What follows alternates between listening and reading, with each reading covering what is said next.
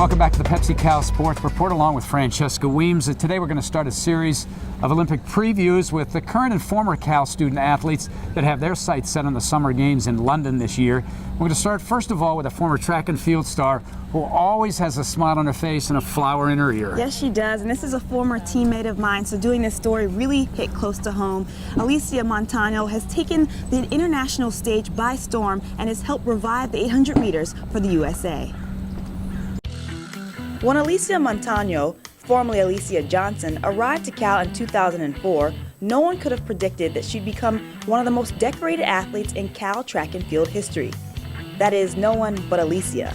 My goals were as great as being the world record holder from my freshman year in high school. So I knew that I had big goals. I wanted to be an Olympian. I wanted to push the envelope. I never set a cap for myself, so I really was reaching for the stars and beyond. The 800 meters is one of the most labor-intensive and grueling events of the sport.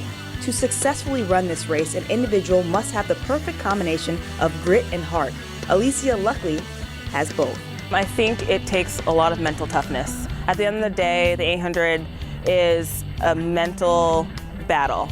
It's, it's right in the middle of a sprint and a long distance race. Like you said, you have to be able to sustain a pretty good speed over 800 meters, over 2 laps. I mean, most people have a hard time running 1 lap. I just think it takes a lot of mental toughness, and you have to do as much practice in your head as you do, with your body. Alysia had great success in her first 2 years at Cal, but it was in her junior year that everything seemed to click.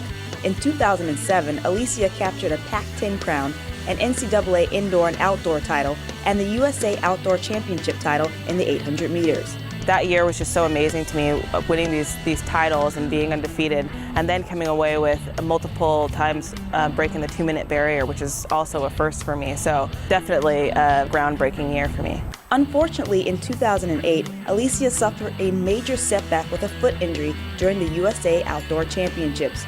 While Alysia was understandably disappointed that she could not represent the U.S. at the Beijing Olympics, Alysia used her hardship to come back stronger than ever in the ensuing years. I got a lot of strength from having this dream pretty much like standing right in front of me and missing the mark due to an injury, and it was nothing that I can control.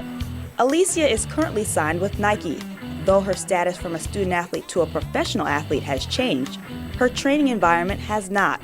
Alysia still runs at Edwards Stadium and is still coached by Tony Sandoval.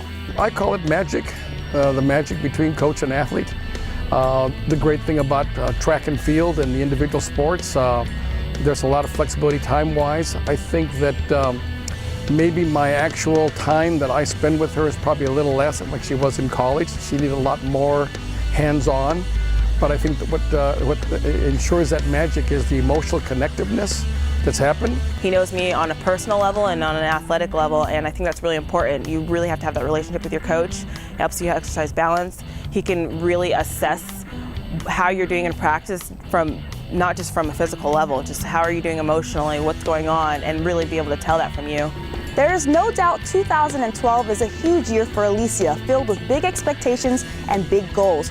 But Alysia is not letting herself get wrapped up in all the hype. She plans to take her training day by day. It helped me exercise a lot more balance and to not really take this year so die-hard strenuous. Just treat it like any other year. Every year I've been working really hard. Every year I've been working for this moment, and I really don't think that anything's changed. Alysia is hoping the conditions in London will allow her to run the perfect race and to capture what she's been working for since she first set foot on Cal's track 8 years ago, an Olympic gold medal.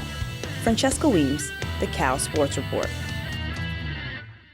Alysia will be gearing up for the USA Olympic Trials, which will be held in June in Oregon, Hayward Stadium, big track town. You know about that. I do know a lot about that. In fact, I covered it as some of the greatest middle distance runners of all times.